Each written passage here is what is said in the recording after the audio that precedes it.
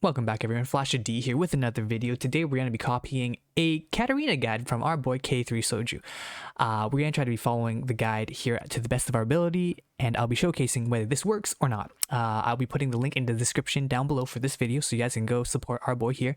But yeah, let's get started. So basically in the opening he tells us that we have to get a Camille and put our Camille in this slot right here so that Camille can solo the creep rounds. And then what ends up happening is you have 20 gold by round 2-2, and then you buy Yordles on 2-3. With the Yordles you will start gaining extra gold, so you'll have like 30 gold by 2-4, 40 gold by 2-5, and then what you do is you level and then you have about 40-50 gold depending on the Yordles you hatch to kill the neutral so that you're strong enough, right? And I don't know what this abbreviation is, but he's basically saying on your Katarina you need IE, Spark, and a healing item. But if you get an augment healing like Thriller Celestial, you can go a third damaging item instead of a healing item. And if we fast forward, he's basically saying you need to have Katarina with IE or else she sucks. And you 6 on 3-2 for stable, so you're basically going to level 6 on 3-2 for stable. And then you want Leona or Graves or Garen for the 2 Academy, and then you want Twitch, Echo, Shaco, Talon, but you don't want Twitch ideally, so you want the other 3. And then basically what he's saying is near the end game you want to have Blitz opposite side of Talon, so Blitz is going to pull an enemy, Talon's going to go murder whoever's left, and then what is going to happen is the Spatula completely sucks, and basically your main team comp is going to be Echo, Shaco, Talon, Leona, Blitz, and that's basically going to be the majority of your comp. And from there on out, yeah, your order of 3-star is Echo, ideally Shaco, Talon, and you kind of go from there. I'll be trying to follow this guy to the best of my ability, and let's just showcase the build and see what I can do. So hopping right into the game, in the carousel round I get Twitch and I try to look for Camille. I don't find Camille, so I end up going for Graves and Garen. In the carousel round earlier I could have picked Camille, but Camille had a recurve bow and she was picked up really early on, so I wasn't able to get the Camille. In the shop, Camille doesn't show up at all, so I'm basically left with whatever I got. With the augment, I get very lucky in the sense I get Thrill of the Hunt and Celestial Blessing 2. This basically fulfills one of the conditions for this team, is that if I cannot get a healing augment, I'm forced to get a healing item on Katarina, but since I'm lucky, I get a healing augment. I decide to go for Celestial Blessing because Thrill of the Hunt is very situational in the sense that it only applies when a unit dies, and it only heals the unit that kills the enemy unit, so your other units don't get healed for it. I decided to go for Celestial Blessing because with Celestial Blessing, at least my entire team is going to be able to get the benefits of the extra healing. In the creep round, I'm still trying to look for Camille, but unfortunately, throughout this early phase of the creep round, I don't actually get the Camille. I just pick up whatever Yordles I can to be able to get my Yordles comp going. I contemplate on whether or not I should roll to try to get the Camille, but I feel like that's just really stupid to get the Camille, so I completely screw the early part of his guide and just stick with strong units in the beginning. There is a Katarina. I decided to get the Katarina because she's part of the build. Looking at this right now, my complete board has a total of 1, 2, 3, 4, 5, 6, 7, 8, 9. About like 9-ish gold. So if I sold all my units, I'd have like about 10 gold, which isn't going to work. So I decided that, all right, I can't really go for the early eco build. I can't exactly go for 20 gold by early on. So we go into the early round. I am able to win technically a few of these, but I feel like it might have been better for me to lose early on, so that way I can get early prio on the carousel to get the items I need. With the items I have right now, which, well, realistically is only the crit glove that I have on Twitch, I need the blade to get the IE for Katarina. Nothing too crazy early on, it's just your easy PvP rounds. You win some, you lose them, nothing too crazy. I see in the shop Yordle, so I go grab the Poppy. I know technically in his guide, he's basically telling us that technically speaking, by round 2-2, we should have 20 gold. At this point, I only have 10 gold. I'm 10 gold behind because I don't have the Camille early, which is a little bit sketchy because I'm going like, shoot. I'm not following the guy completely. I see that there is a talent, so I decide that I'm going to sell some of the units to get the talent because he is an assassin that I guess I'll need later. At the moment, my team comp's kind of weaker-ish because all my units are 1-star, so I'm not expecting to win much. I take an L here, take 6 damage, which isn't too big of a deal. I am now bottom 3, which means I get second prio for the carousel round. If I do win this, I'm going to be in a little bit of a predicament because that'll place me higher on the life total, which means I get lower priority for the pick. I see that there's 2 Heimerdingers. I decide I should get the Heimerdingers because the guide literally says that on 2-3 you buy Yordles, so I just buy whatever Yordles I can, and oh, look at that, a Camille. Fantastic. I get the 3 Yordle traits right away, and I just leave Katarina just in the middle because in his guide he does say leave Katarina and Echo in the middle, and I'm just like, sure, might as well just leave Katarina in the middle. We go up against Scrap. The Scrappy Boy has a Blitz and a level 2 Singe with items, which is a little bit unfortunate because that just means my entire team just gets absolutely rolled on. But that's not too big of a deal. I take 8 damage, and I make a mental note that, damn, I'm taking quite a bit of damage. But I am second pick for the carousel, which is great. I see the Malzahar with the BF sword. I am eyeing that boy right away, and I see that person walk into it, and I'm like, oh, you mother. All right, that just means, all right, no BF sword for me. I look at the next best thing, which is the rod or the crit glove or the tier. The tier will give me Hand of Justice, but I don't really need healing because I have the Celestial Blessing Augment, so that basically means I need to go for damage. I go for the rod because I do remember that the Ionic Spark is an item that you put on the Katarina. Technically speaking, with the Negatron cloak that I do have on the bench, I do have the IE, or not the IE, the Spark. Poppy gets to level 2, luckily to the Yordle passive. I end up, I think, trying to go to 20 gold, so I have the Ionic Spark right there, and I just slap on the Ionic Spark on Katarina right away. I believe I will end up selling the talent to get to 20 gold because technically speaking, the guide says by round 2-4 you should have 30 gold, and by round 2-5 you should be sitting on 40 gold. I am 20 gold behind where I should be, which is not following the guide to a T. Having the early Camille would have really helped, but unfortunately I actually just don't have the Camille, and that just really, really sucks. My team gets absolutely rolled on. I take max damage. I take 9 damage. And as we enter into the next round, I'm not feeling as confident. Currently right now, I have more Yordles. I contemplate on whether or not I want to sell the Heimerdinger to get to 30 gold. I'm pretty sure I don't sell the Heimerdinger. I do believe that if I did sell the Heimerdinger, it probably would have been better for me, only because I would have gone a little bit more gold out of the loss, because most likely I'm going to lose, and also I would have gone the interest gold. So that would have been like an extra gold for me, which early on is probably really useful because right now I am about 20 gold behind where I should be. So we are against a Academy Garen with Warmox, 2-star Graze, and also 2-star Cassidin. That's a Protector. I lose, take thick damage once again. I'm down to 60 HAP. One thing that I note in this run is that I take a lot of damage early on for being how weak, and surprisingly, it's really weak. I'm taking a lot of damage. I do with the best like what I got.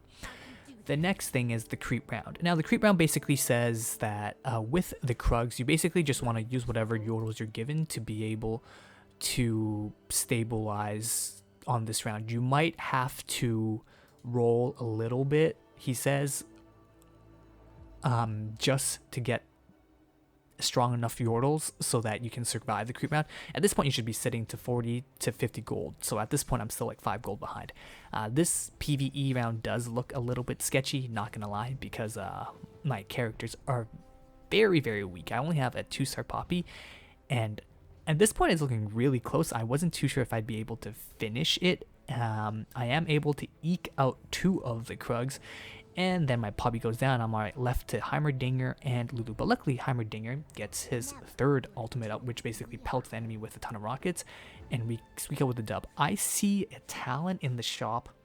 I contemplate on whether or not I want the Talon, because if I do get the Talon, I slow down my gold growth, which isn't good. But if I don't get the Talon, I need to get him later. I end up opting to get the Talon and sit on it, because next round I will level up to level 5, and that will allow me an extra character slot, which will allow me to put in the Talon in for the assassin trait.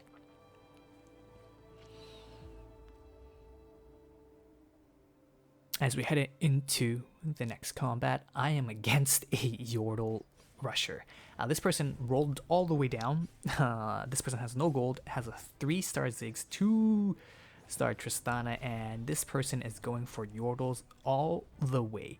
I do not win this, but I make a note of this person because this person is forcing Yordles like crazy.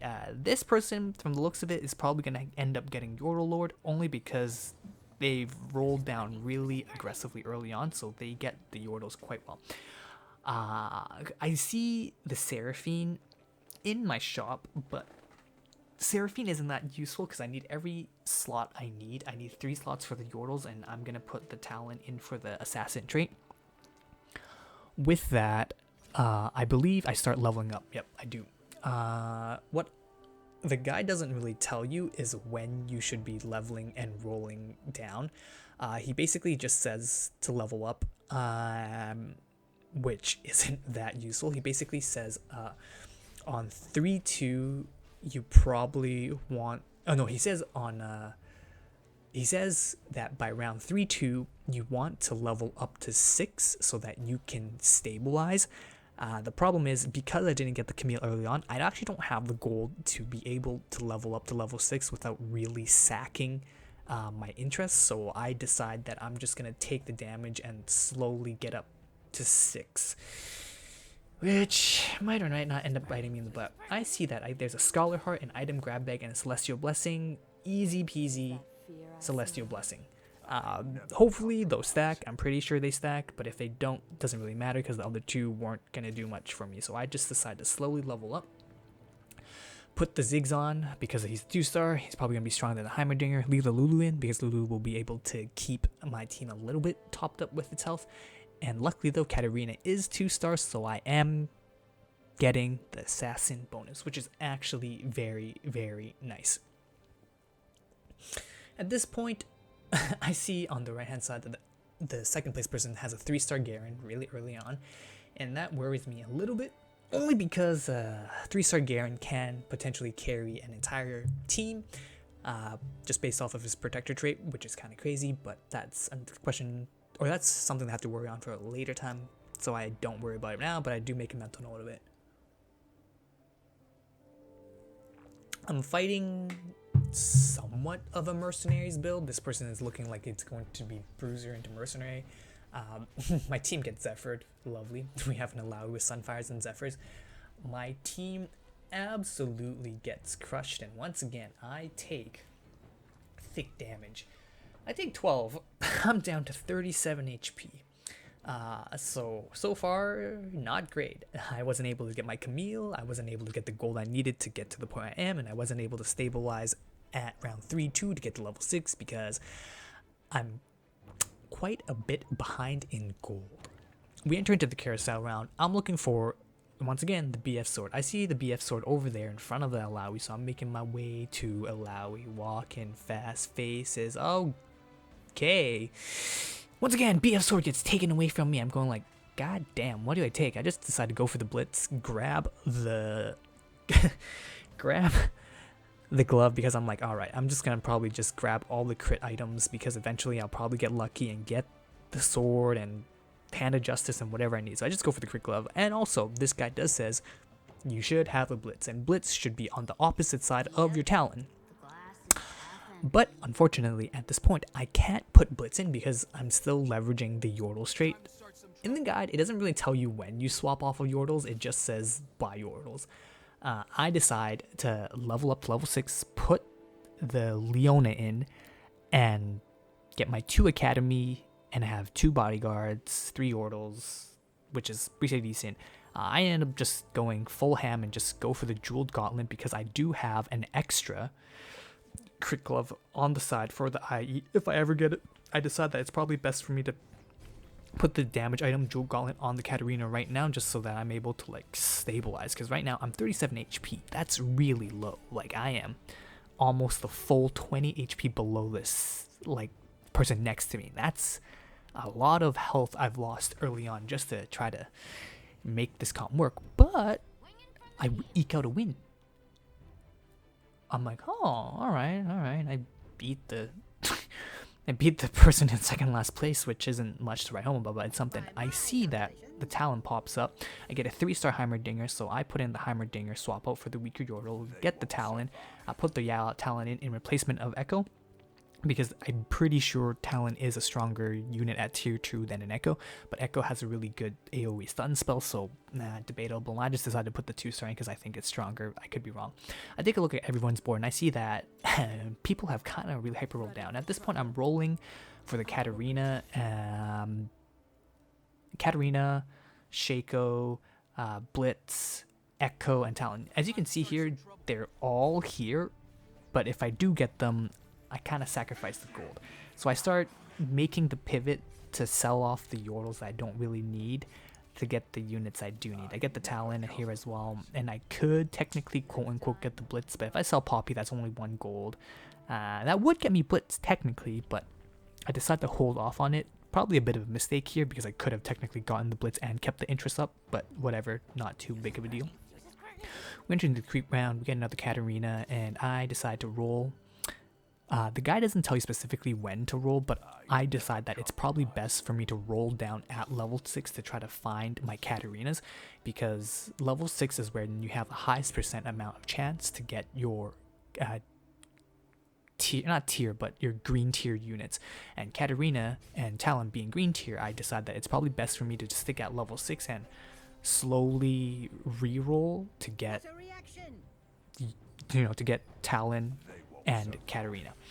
I actually just stick at level 6 for a while and get whatever I can. There's the 2-star Leona, which is phenomenal, another Katarina, and I just stick here looking for Talon, Shaco, Katarina, and Echo for like the longest time. I don't think I actually leveled to 7 until much later on. As you can see here, I am basically almost dead last. I still stick to 3 Yordles. I don't know when you're supposed to pivot off the Yordles. I eventually pivot off of it, only because if I don't pivot off of Yordles, I'm going to get demolished because those 3 Yordles there aren't that strong. I am able to do a decent amount of damage to the person who forced the Yordles. With their augment, they do have the so small, which basically means that their Yordles have a 35% to dodge damage. Luckily though, I am able to take out a good portion of his forces, so I don't take maximum damage. I only take 6, and now I'm down to 30 HP. Dead last once again. I see the Katarina and I see a Leona. I contemplate on whether or not I want to go 3-star Leona, and I decide probably best for me to try to just go for the 3-star Leona. I don't see too many people contesting me outside of the person who hyper rolled his Garen and Graves to 3-star. I usually only roll when I have 54 gold, because if I roll 2 gold away, I'm gonna have 2 gold left to get like Talon and Katarina, so that's basically how far I roll. At this point though, my bench is completely full, and I do technically have other assassins I could put on the board. I decide not to, and I just hold off. As I look at the enemy's board though, I do see that people have slammed a good portion of their items on their board, meaning that this battle isn't gonna be an easy win.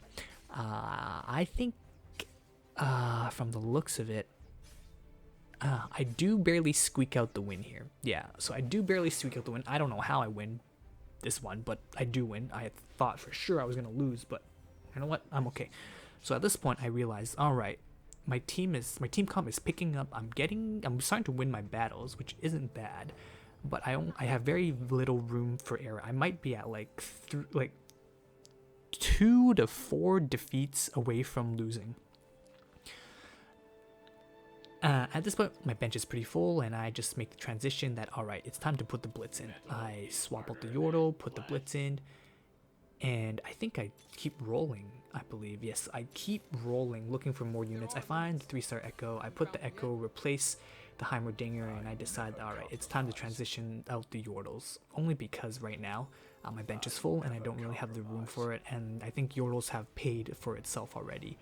If I do decide to keep the Yordle any longer, I feel like I'm probably going to be losing the later rounds, and I can't afford to be losing any more, because if I lose any more when I've already like rolled as much as I have instead of leveling, it's going to spell trouble for me.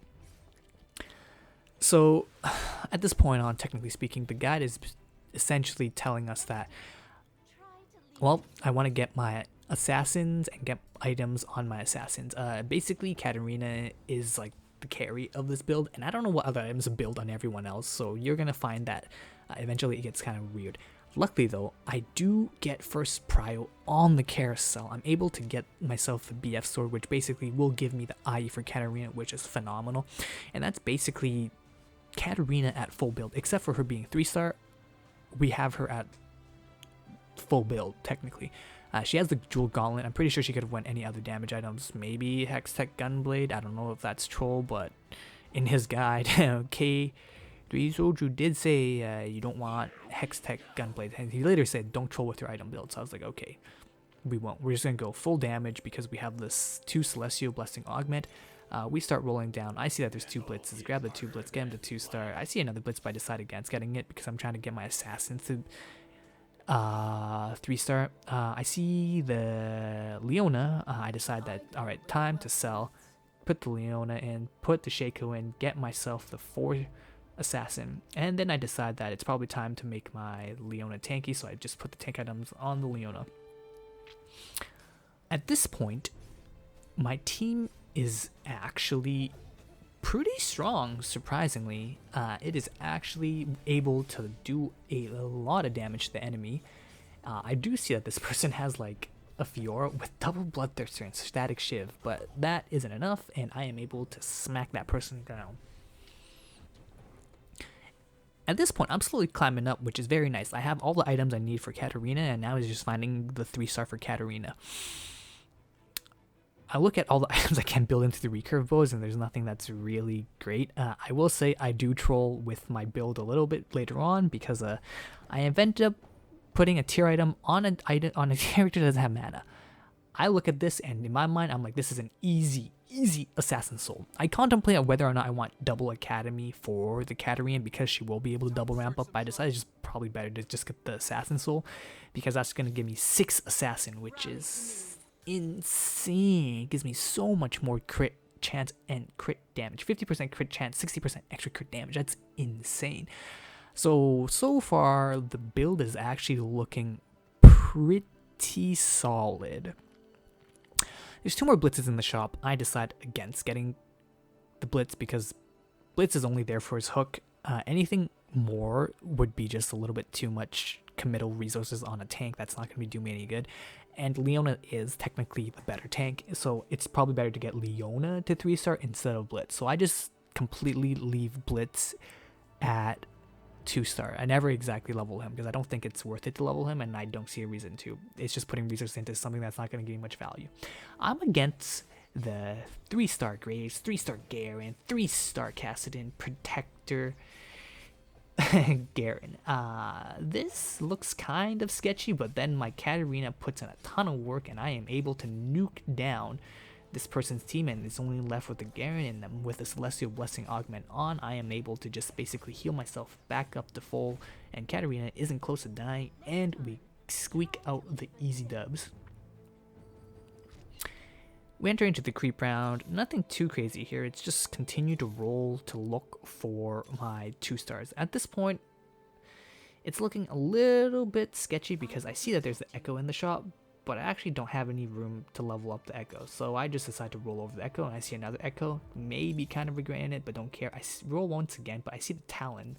Talon basically frees up a slot on my board, which is very lovely, which means that for the next time around, I'm able to roll for more. Hopefully this gives me some gold, and luckily it does. I'm able to sell it, get myself 54 gold, and keep myself at 50 for the interest.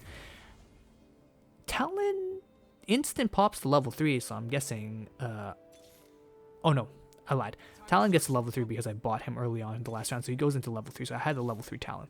I contemplate on whether or not I want to put damage items on Talon, or if I want to put it on Shaco. It's really debatable.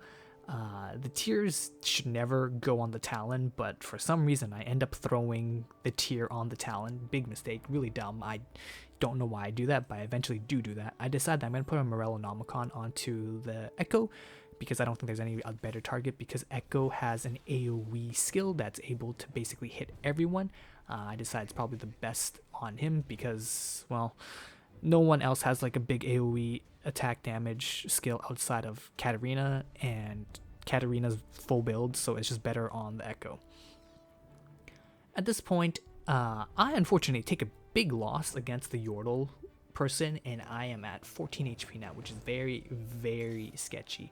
I find my 3-star Katarina finally, and I decide now it's time to level up. The reason being is Talon's already 3-star, my Katarina's finally at 3-star.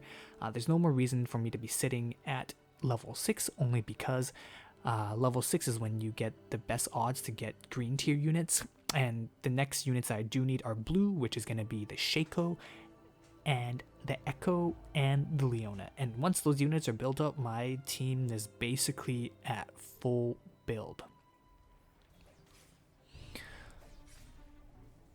So we're against this person, basically going bruisers. We absolutely murder this person because Katarina and Talon is now putting in a ton of work, especially with 6 assassins. We are doing a ton of damage. Katarina did like 9,000 damage that round, which is absolutely insane. She is putting in so much work right now. It's crazy. I contemplate on whether or not I want to get a protector trade, and I just decide against getting the protector trade because at this point, blitz with protector is just completely pointless. I get myself to level 7, and I contemplate on which other unit I want to put on the field. I believe I end up grabbing that Seraphine just for the Socialite, and the Socialite box is so far up there. It is in the first row on the Leona. Kind of lame, but it is what it is. I just decided that it's just probably best for me to put the Katarina on the Socialite box and just have her up front. I see that there's the Echo, there's the Shaco. I grab both of them and I follow the guide, and it basically says Blitz and Talon are always on the opposite side. So that's how it ends up being. We are against the person who kind of went scrap, I believe, and we are just absolutely molly-whopping them. Even though they have a 2-star Janna, my assassins clean house and we do 12 damage to them. Actually no, this person went Chem Tank, but it's fine. We're doing so much damage to them, it is insane. It's lovely. This is a really fun comp. So luckily I wasn't contested heavily for the unit, so I am able to get this off, but in a normal setting, I don't think that would work too well. Ooh, at this point on, the only way my team gets stronger is if I get an Akali, but I think my team comp is already at the strongest point it's going to be. There's no point really to go Akali because I don't think I'm ever going to get to the point where getting 3 Akali is going to be good. I look at the board and I see the only item which I can contemplate being completely useful, which is the IE. I get the IE and then I try to figure out who do I put the IE on. I have Talon and I have Shaco. I decide it's probably better for me to put the IE on Shaco because Shaco is always guaranteed to crit with enemies who are below 50% HP, so I put the IE on the Shaco. I probably maybe should have put it on Talon, but Talon is an auto attacker, so in my mind, he probably scales off better off of attack speed. It might have been better for me to put the IA on the Talon. It's hard to say. It's probably better on the Talon because he's a 3-star, but I'm not too sure if it was better on the Talon or the Shaco. I just decided it's probably better on the Shaco. We're against the Protector Academy 3-star Garen. Our Blitz just pretty much pulls each other to the opposite side. Seraphine gets instantly deleted, but my Katarina popping off and doing a ton of work. At this stage of the game, I'm looking at it going like, alright, it's probably important to have my Blitz positioned well so that way I can hook the problem units in the enemy team out of the way. I'm able to eke out the win, do 8 damage to the person, and have a nice solid lead. At this point, we're kind of on the edge of the iceberg because we have 14 HP. We could very easily die to 1 to 2 losses. Like in 1 to 2, we only have enough life for 1 to 2 or 2 losses, and that's it. Maybe even less. We might just die in like, actually no, we can only survive for like either 1 or 2 fights more. There's no way we're surviving for 3 unless we get really, really lucky, but at this stage of the game, highly unlucky. I see that this person is going heavy Yordles. I think I decided to buy the Heimerdinger and the Vex just to pull it out of the pool. But it kind of, sort of, doesn't really matter, only because in this fight against their Yordle Lord, I yoink the Lulu, and my Katarina is doing work, but she's getting CC'd down 4 days, and unfortunately she dies to the Heimerdinger, and this battle gets really, really close, because I don't know if I'm gonna win, and I look at this and I'm like, I don't win. I go down to 1 HP. This was the positioning error because I definitely could have moved my Blitz on the opposite side to be able to pull the Tristana, and I'm pretty sure that would have worked better. So I make a mental note that, alright, if I'm going to win in this game, I need to position my Blitzcrank, because Blitzcrank is going to have to hook their damage dealer. Over here, I see that this dragon is going to be giving me the Archangel Staff, which isn't bad. The Archangel Staff is most likely going to have to go on the Shaco because I'm kind of, or no, Shaco or Echo, only because those are really the only 2 units I can put them on. So I have the Shaco, have the Seraphine, we get the easy dubs, and I put, yes, the Archangel on the Echo because I think he's going to be surviving long enough. I start rolling down here because I'm literally at 1 HP. There's no more reasons for me not to roll down. Holding the gold at this point is pointless, so I'm basically looking for the Shakos, Leonas, and Echoes, nothing else. At this point, my board is full, but I have a Nico's help. Put it on the Leona, get her to 3-star right away, get the Shaco, keep rolling down. And I think I pause here because there's no point in rolling down. I'm against the freaking Yordle again. I don't reposition my Blitz. I pull the Lulu once again, but this time my units are a little bit stronger. My Seraphine's at level 2, and I am thankfully able to burst down their team quickly enough so that I can survive. But looking at this fight, I am very scared now because it's 3 units, the 2 their carrier is still alive. It's my Leona who's kind of alive at keeping me topped up. We're literally going down to the freaking wire, and I go like, oh my god, do we win this? And I'm like, oh, we do. This is when I remember, oh shoot, I really need to reposition my Blitz now. I didn't do it the first time, I didn't do it a second time, and that almost got me killed. So I was like, alright, I need to reposition my Blitz. We get the 3-star Shaco, we get the 3-star Echo. We are essentially, at this point, full build. I instantly rotate my team comp around so that way the Blitz is on the opposite side of my assassins. My Echo is gonna unga bunga on the backline, and my Katarina is just standing on the Socialite Hex. I take a look to see if anyone's repositioning. Lux is on the corner, Tristan's on the corner, and I'm like, alright, that's good. All their main DPS units are on the corner.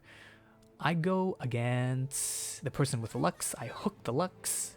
She gets pulled in right away, instant popped. And with Lux down, there's actually no one else I need to worry about because their main AoE damage threat gets popped. And easy win. Nice. 13 damage. So, importance of looking at people's boards. So basically, it's only the Academy player and the Yordle Lord person who's still around. And at this point, I don't roll anymore. Like, my team is as strong as it's going to be. All my assassins are at 3-star. They have the items they need. Unfortunately, I put a static shiv on Talon, but whatever. I look at that person. Lux is still in the corner. Phenomenal. Tristana is still in the corner. Great. Tristana is that person's main carry. So I'm okay, and Lux is that person's main carry. I look at the board, Tristana's still in the corner. I'm like, is it still in the corner? I'm pretty sure it's still in the corner. I'm like, it's still in the corner. Phenomenal. Blitz hooks the Tristana into melee range. My backline puts in a ton of work because Blitz is just a tank at this point. And our Katarina goes to town, murders their backline, smacking for 1400 every cast. And it's just a Vex left in the field, and Vex gets blown up. Person takes 14 damage, easy peasy. But as you can see on their board, they have the Yordle Lord there. I look at this person's fight to see how well they're doing, and it seems like they're able to eke out a win against the the Yordles, but with a single Yuumi. We go into the carousel round. I'm looking to see what the next best thing that I can get here, and there's really only 2 items: the locket or the shroud. I decide it's probably better for me to go get the shroud, because the shroud is gonna limit how fast the enemies can use their spell, and hitting their main carries is the biggest thing. For me, hitting the Yordle Lord, the Lux, the Heimerdinger, the Lulu, basically hitting any high prio target with the shroud is going to be very, very important, because if they can't cast their spell right away, it's going to be best. I look at their board and I realize this person's with their Lux far up front to avoid my assassins from jumping into their backline, which technically isn't incorrect, because my assassin is going to jump to the very, very back. But surprisingly, that's not going to really matter, because my Luck or my Katarina gets into the backline right beside the Lux, blows up the Lux instantaneously. So with that, it's basically GG. They don't have any more AoE threats, and since the Lux is already down, it's just me against Garen and Cassidy, and they're down. So even though that person tried to position against my assassins with their Lux, the Lux couldn't do anything. With the Blitz ready to pull at any moment, that is just very, very strong. So basically, it's down to just the 2 of us, or 3 of us now. Vigar's now level 2, so that person has the Yordle Lord, and it's the Academy Lux. At this point, the Academy Lux person isn't much of a threat to me. It really is only going to be the Yordle Lord. The Yordle Lord is going to be the main threat in this comp, because they'll be able to drop a ton of damage on me. I look at the position of their board and I see that Tristana is still at the very far back. I was thinking of maybe moving my Blitz to try to hook the Yordle Lord, but I guess it doesn't really matter, because I just end up hooking the Tristana, pull the Tristana right up front, and my assassins are just literally AoEing. As you can see, Katarina is spinning to winning. Yordle Lord gets the ultimate off, but it doesn't really matter, because I have 2 Celestial Blessing Augment, and that is able to give me the easy dubs on this one. But it didn't really matter, because I was just fighting a ghost. So I was like, shoot, I don't get to kill anyone. But as I look at the enemy board, or I think I decide to look at the enemy board, do I? I don't, right? I'm pretty sure I do. Yeah, I do. I'd see who wins, and it looks like, oh, Academy person falls down, and it's me against the Yordle Lord. So we enter into another creep round, and I see that, wow, we have a Chalice. There's really no question of where my Chalice is going to go. The Chalice is going to go on my Shaco.